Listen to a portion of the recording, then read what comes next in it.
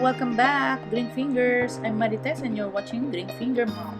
If you are new to this channel, feel free to subscribe and don't forget to hit the like and share this video to your.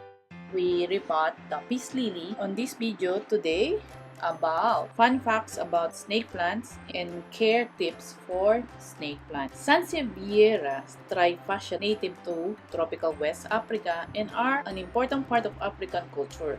Nigerians believe that the plant provides spiritual protection.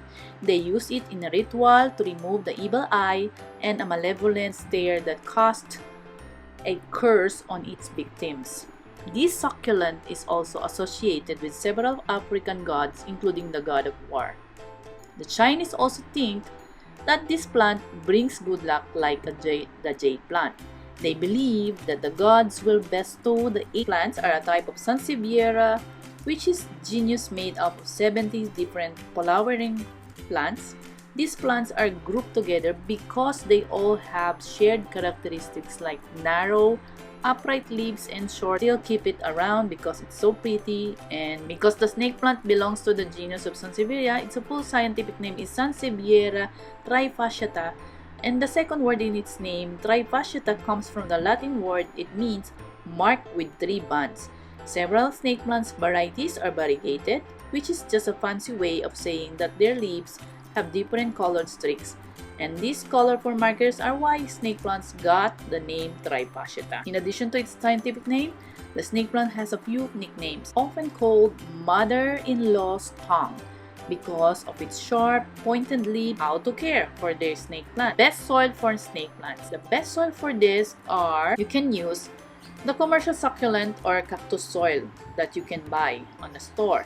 But if you have pumice, sand like beach sand or construction sand, and mix it with, unlike the other succulent snake plants, prefer to be a little squished in their pots. So you don't have to repot these guys until they bursting out. Wait until you see obvious signs of overgrowth like excessive top heaviness that makes your plant topple over or roots that stick out of the drainage hole.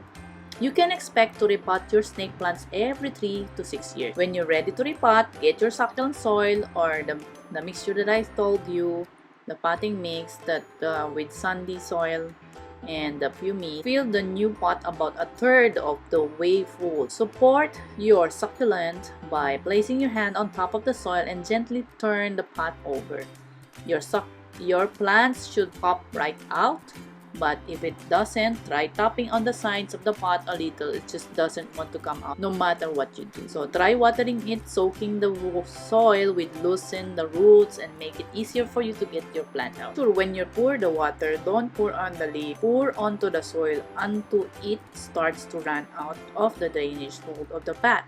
Make sure that your plant doesn't sit in any water. If you keep your pot on a saucer, lift up the pot at once or twice a day and drain any excess water in direct sunlight. But they're pretty adaptable and can survive in full sun and low light conditions because they only need indirect sunlight to thrive, and they make great houseplants. To keep your snake plant healthy and happy, try placing it near the east window, facing window. And these windows provide a few hours of direct sunlight in the morning and indirect sunlight on the rest of the day. So which is perfect for this plant. If you want to keep it close to a brighter south or west facing window, just make sure that you shield it from the sun of your snake plant.